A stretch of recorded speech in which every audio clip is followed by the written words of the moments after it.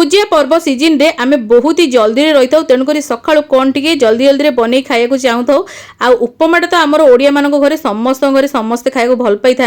आज आम बनवा बिना पियाज रसुण सुजी उपमा जहाँकि बहुत ही हेल्दी हाँ सहित टेस्टी होता है बनवा बहुत सहज होता है।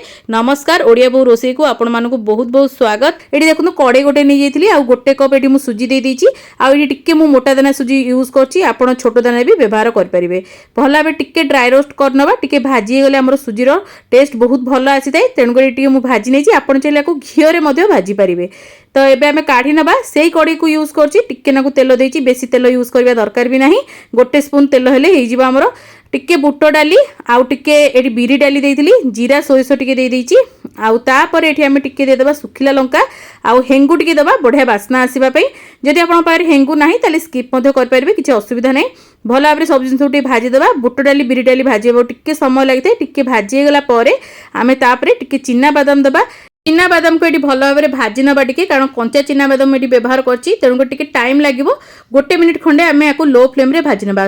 सब मन रखिए उपमा कला बेले सब लो फ्लेम रे ही सब जिन करेंगे जहाद्वारा कि बढ़िया से भाजी हम आ जमा भी पोड़बनी।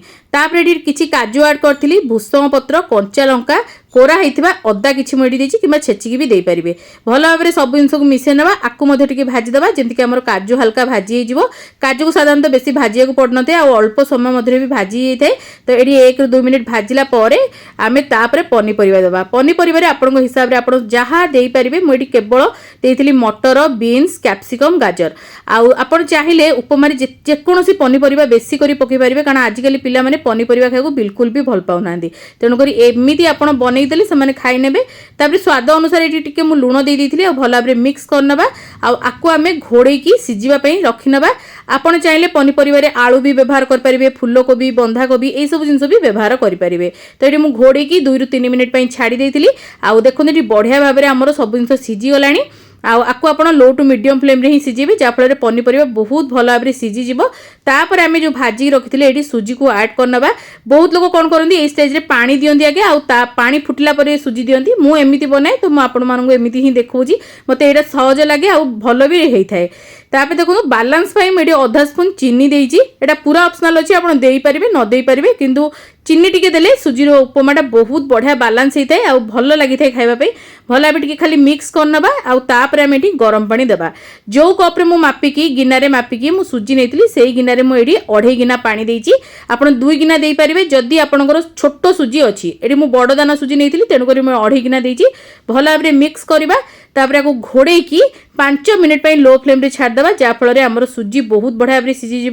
पनीपरिया तो आमर अलमोस्ट ये सीझी जाइए आ सब जिन भल भाव में सीझी जाए। 5 मिनिट पर ये मुझे काढ़ी देखूँ देखो केते सुंदर आमर सब जिन सीझी जाइए। जदि आपको डाउट हो मझे आप खोलिकी टिके एपट सेपट करके मिसई पारे। देखो केते बढ़िया आमर उपमा बनी पूरा खिला खिला उपमा बनी। आपड़ कौन करेंगे लास्ट को केवल टिके भल फ्लेवर पाई हल्का धनिया पत्र दे दिंतु अल्प टिके लेंबू रस देवे बहुत बढ़िया लगी था। जदि आपन पाखे धनिया पत्र नहीं ताले केवल लेंबू रस दे पारे नहले तो दुईटी जाक स्किप भी करेंगे जहाँ अच्छी आप से सब जिन को लेकिन उपमा को बनई पारे। देखो ये देती आते आप लेंबू रसटा देवे ना गैस को बंद कर देथिबे तापरे भल भाव मिक्स करवा। तापर आपको घोड़े 2 मिनिट छाड़ा तापर आपको गरमा गरम सेमिति सर्व कर पारिबा नहले तो आप गुगनी सहित आलुदम सहित सर्व कर पारे बहुत बढ़िया लगी था। आगु मो चैनल बिना पियाज रसुण गुगुनी आलू तरकारी आलुदम रेसिपी अपलोड अच्छी जार लिंक आप डिस्क्रिप्शन में पाइबे आ विभिन्न प्रकार उपमार रेसिपी आप लिंक सब डिस्क्रिप्शन आई बटन में पाइबे। केमती लगिला छोट रेसिपी निहाती कमेंट माध्यम जनइबे भल लगी लाइक शेयर करेंगे सब्सक्राइब करने जमा भूलें। फेसबुक पेज रे वीडियो देखुले निहाती भाव से लाइक शेयर करेंगे आपण मतामत को शेयर करेंगे पेज को फॉलो करने को जमा भी भूलें। आमर इंस्टाग्राम पेज को फॉलो करने आगू ओडिया बो एमती बहुत सारा बढ़िया बढ़िया रेसिपी सब आपण नहीं तो आज ये जय श्री जगन्नाथ।